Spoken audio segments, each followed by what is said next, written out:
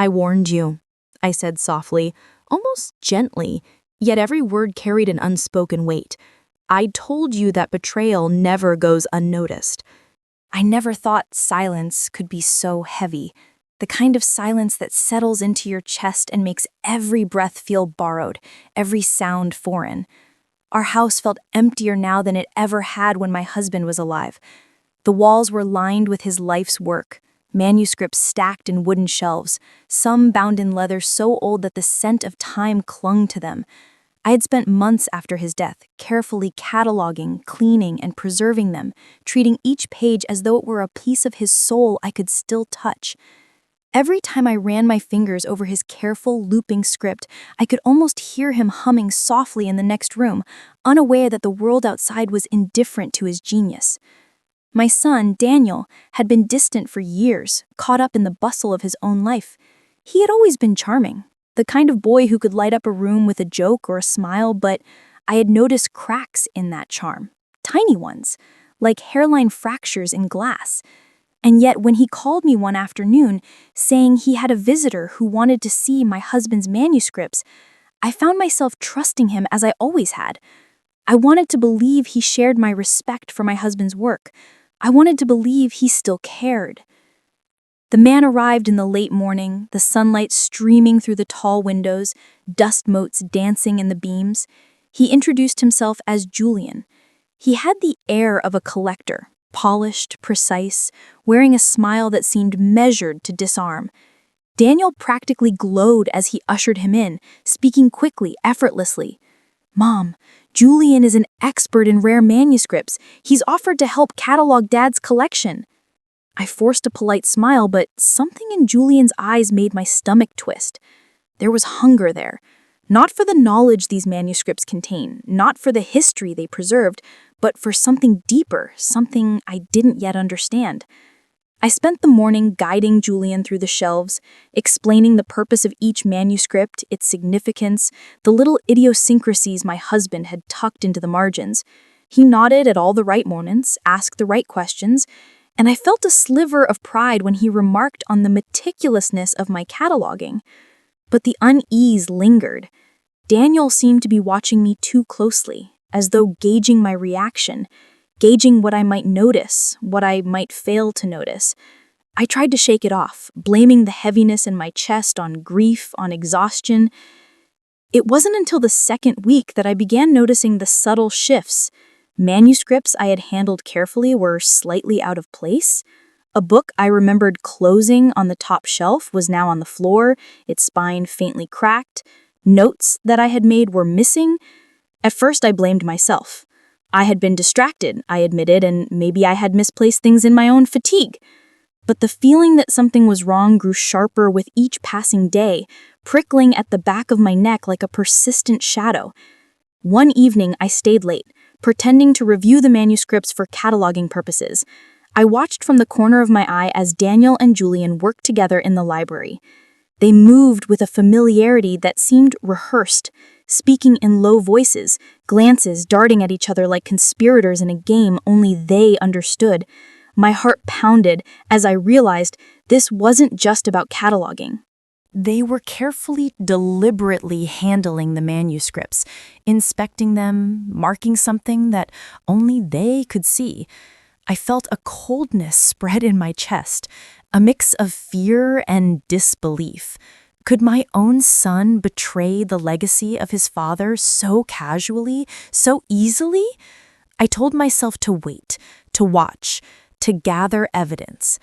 My husband had left clues in the margins of his work, playful little ciphers and codes, not meant for the uninitiated. I had learned them by heart, quietly during the months of cataloging. If someone thought they could exploit these manuscripts without consequence, they had underestimated me. The next morning, I asked Daniel casually about a particular manuscript, one bound in deep green leather with gold embossing. He hesitated, just a fraction too long, and Julian stepped in smoothly with a rehearsed explanation. My heart sank, but I did not respond immediately. I made a mental note. I would track the movement of that manuscript. I would watch, I would wait. Days turned into a tense routine. I acted as though nothing was wrong, smiled at Julian, nodded at Daniel, and even complimented them on their cataloging efforts. But behind closed doors, I devised a plan. I remembered my husband's favorite manuscripts, ones containing ciphers, ones with invisible ink he had used for his own amusement.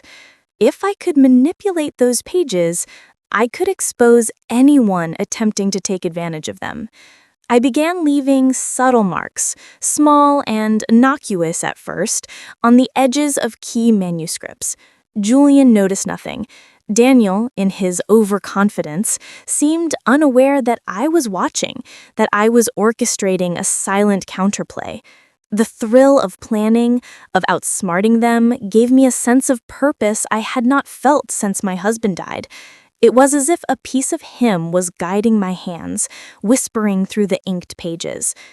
One night I followed them quietly, pretending to tidy the library while actually observing their actions. I caught Julian sliding a manuscript into a leather satchel, Daniel nodding approvingly. The betrayal hit me like a physical blow, but instead of confronting them, I allowed myself a quiet smile. Let them think they were clever. Let them believe they had the upper hand. I had patience, the kind honed through decades of observing human nature. I waited for the right moment, the perfect misstep. And soon, it came. Julian, in his haste, left a set of manuscripts stacked precariously on a chair. I noticed immediately and carefully replaced them with the marked copies, the ones my husband had encoded with subtle traps. By morning, their plan began to unravel in ways they could not anticipate. The house felt different that morning, almost alive with a kind of tension I could feel pressing against the walls. I moved through the rooms quietly, listening to the faint scrape of Julian's shoes against the wooden floorboards, the soft murmur of Daniel's voice as he praised something I could not yet see. Each sound felt amplified, each step a herald of what might come. I realized with a strange mix of dread and excitement that I had begun enjoying this dangerous game. Not the danger itself, but the clarity it brought. I had been living in the fog of grief for months, wandering through my husband's absence as if through a dream. Now, the sharp, electric awareness of betrayal had awakened me fully. I returned to the library, pretending to examine a manuscript, fingers tracing the spine as though I were simply admiring its craftsmanship. In reality, I was watching, calculating, noting the minutest details of Julian's movements, the subtle cues in Daniel's posture. My eyes lingered on the green leather-bound book I had secretly replaced the night before. It sat innocently on the table, but inside, my husband's invisible ink traps waited, ready to reveal the truth to anyone who tried to exploit them.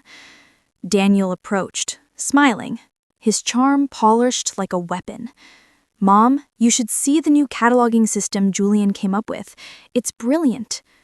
I nodded, masking the storm inside. "I'll look at it later. Right now, I want to check the margins of these manuscripts myself. It's been a while since I handled them." He hesitated, as if sensing my attention had shifted in a way he could not read, and Julian stepped in smoothly. "Don't worry, Mrs. Lyra. We're being careful. Everything is preserved exactly as it should be." I smiled faintly, a mask of civility, but inside, I was preparing. Their confidence, their ease, it would be their undoing. My husband had always believed that the mind, when trained in patience and observation, could unravel any deception. I had studied him closely for years. I knew the games he would play, the small protections he would leave behind for those clever enough to notice. And I, now, was clever enough. That evening, I waited until the sun had dipped behind the hills, leaving the house in a soft golden shadow. I could hear Daniel moving in the kitchen, Julian tidying somewhere in the library. I crept into the study, careful not to disturb the creaking floorboards. I retrieved the manuscript I had marked, turning it gently in my hands. The ink glimmered faintly under the soft lamplight, invisible to the untrained eye, but alive with the traps my husband had designed. I smiled, thinking of the irony. They believed themselves masters of the collection, yet they had walked straight into my and his snare. The next few days were a test of endurance. I moved with the quiet precision of a cat, observing every interaction, noting every subtle glance. Daniel and Julian began to grow careless, their confidence feeding a kind of arrogance that blinded them to the signs I left. Julian had no idea that the pages he handled so freely were revealing secrets meant to expose him. Daniel, caught in the web of his own ambition, had no inkling that his complicity would mark him as well. One afternoon, I overheard them speaking in low tones near the study door. Their words were cautious, but their intentions were clear. "We need to finalize the collection tonight. I can't risk her noticing any more discrepancies." Daniel's voice was tight, nervous even, betraying the pride he usually wore like armor. "I know, we just need to be quick. She's too sharp to slip up." I pressed my ear closer to the door, my heart pounding. Yes, too sharp. They had underestimated me. They had thought I was fragile, broken, mourning. They had forgotten that grief, when tempered with intelligence and resolve, could be sharper than any blade. That evening, I stayed up later than ever before, preparing for the confrontation that would inevitably come. I moved the manuscripts I had marked into a precise sequence, arranging them so that anyone attempting to exploit them would trigger the first subtle revelation, then another, each layer uncovering a deeper truth. It was like weaving a web of light and shadow, and I felt my husband beside me in spirit, guiding my hands, approving my careful attention to detail. By the next morning, the tension was palpable.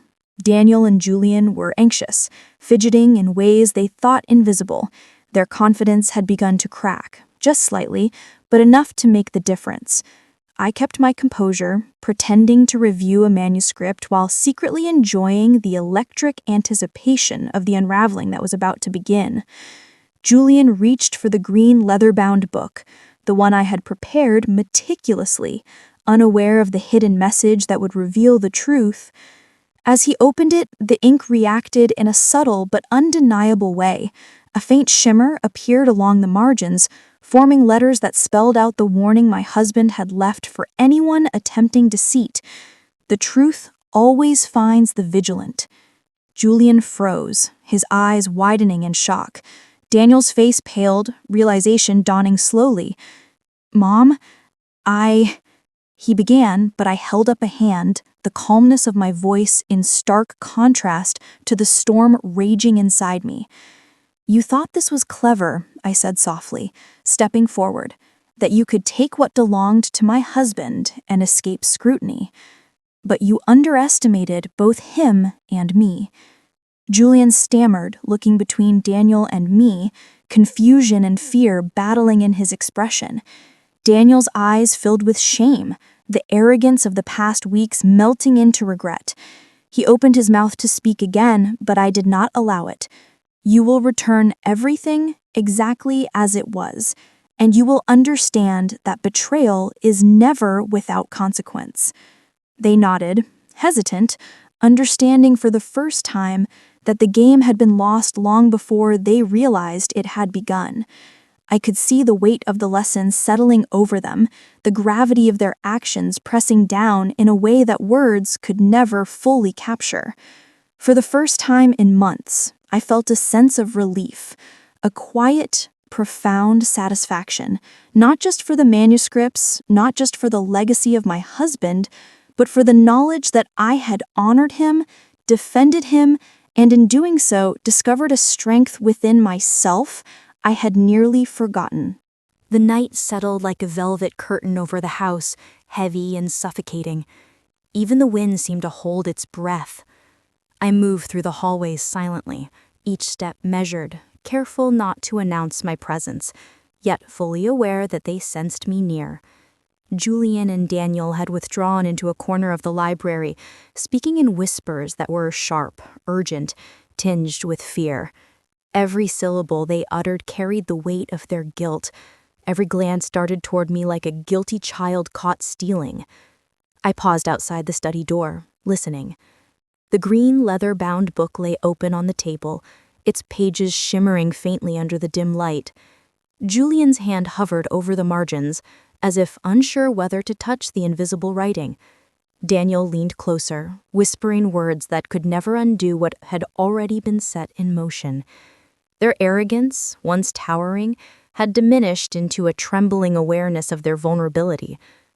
I stepped inside without knocking. The suddenness of my presence made them both startle, and for the first time I saw fear, not the manufactured kind, but the genuine, paralyzing kind. Julian's hands trembled, and Daniel's usually confident posture crumpled into something smaller, uncertain. I walked toward the table, each footfall deliberate, the silence of the room amplifying the tension until it became almost unbearable. "I warned you," I said softly, almost gently, yet every word carried an unspoken weight. "I told you that betrayal never goes unnoticed." Julian's lips moved, but no sound came out. He tried to regain control, to assert himself, but I could see that the internal armor he had always worn had shattered. Daniel, his eyes wide with guilt, seemed incapable of finding words. For the first time, they were truly at my mercy, not through cruelty, but through the undeniable revelation of truth. I reached for the green book, tracing the glowing margins with my finger. The invisible ink pulsed faintly, as though aware of the justice it was delivering. "This," I said, pointing, "was not meant for you. But you wanted it. You reached for something that did not belong to you, thinking no one would notice." Julian's face turned pale. We didn't." "No excuses. Not anymore. Every choice has a consequence. Every action leaves a mark." Daniel's eyes filled with tears, shame dripping from every expression. "Mom, I didn't think—" I held up a hand. "Don't. Just don't. It's too late for excuses. Now it's time to face what you've done." I stepped back, giving them space, letting the gravity of the situation settle in the room. Julian's shoulders slumped. Daniel's hands trembled as he reached for the manuscripts, unsure whether to touch them or flee. I watched silently, the storm inside me quieting into something sharp and precise. This was not just revenge, it was justice, measured, meticulous, and inescapable. "I will return everything exactly as it was, and you will understand the weight of every dishonest act, every hidden motive, every lie you thought would go unnoticed." Julian swallowed hard, nodding slowly. Daniel followed suit, his face a portrait of contrition. I felt a strange mixture of relief and sorrow. Relief that the deception was ending, sorrow for the innocence they had lost in the process. The house, once oppressive with secrecy and tension, seemed to breathe with me, the silence between the creaks of the floorboards now a companion rather than a threat. I felt the presence of my husband like a shadow beside me, approving, steady, grounding. He had always believed in the strength that could be born from clarity and observation, and now I understood it fully. I had become the keeper of that legacy, the protector of truth in a world that tried to hide behind masks. Hours passed, though it felt like minutes. Julian and Daniel worked silently, carefully, returning the manuscripts, checking margins, ensuring that nothing remained out of place. The tension between us was taut but contained, a fragile bridge over a river of unspoken understanding. I could feel them unraveling, slowly, as if each act of restoration peeled away the layers of their arrogance, revealing the raw truth beneath. Finally, when the last manuscript was returned to its rightful place, I stepped back, exhaling deeply. The room seemed to exhale with me, the weight of weeks of tension lifting slightly, leaving only clarity and calm. "It's done. For now. Remember this moment. Remember what happens when you underestimate what is vigilant, What is patient? What is observant? Daniel's voice trembled. We understand, Mom, truly. I won't forget. Julian nodded, silent, his face pale but composed, the fear still lingering in his eyes. I allowed a faint, almost imperceptible smile. Justice had been done, not through anger, not through punishment, but through revelation and the careful unfolding of truth. As I left the study, I felt something I hadn't felt in months. A flicker of hope, a sense of purpose renewed. The house was quiet, the shadows softened, and the manuscripts, my husband's legacy, safe once more. I realized that the strength I had feared lost in grief was not gone. It had simply been waiting, buried beneath sorrow, waiting for the right moment to rise. That night, I sat by the window, looking at the darkened hills beyond the house, the wind carrying whispers of the past and promises of the future. I thought of my husband, of the life we had shared, of the vigilance and love that had guided us. I felt a profound gratitude for the lessons learned, for the strength discovered, and for the clarity that comes when one faces the shadows with eyes wide open. And as I watched the moonlight spill across the floorboards, touching the green leather-bound book resting on the table, I knew that I had not only honored my husband's memory, I had found a new part of myself, resilient, observant, unyielding. The house, once filled with tension and deceit, now carried a quiet promise. A promise that truth, patience, and vigilance would always endure. That even in the shadows, light could be found. And that even in grief, one could find the strength to protect, to confront, and ultimately to triumph. If this story indulged you into your life thoughts and you loved hearing it and more, then please subscribe to stay tuned and leave a heart in the comments. Thank you.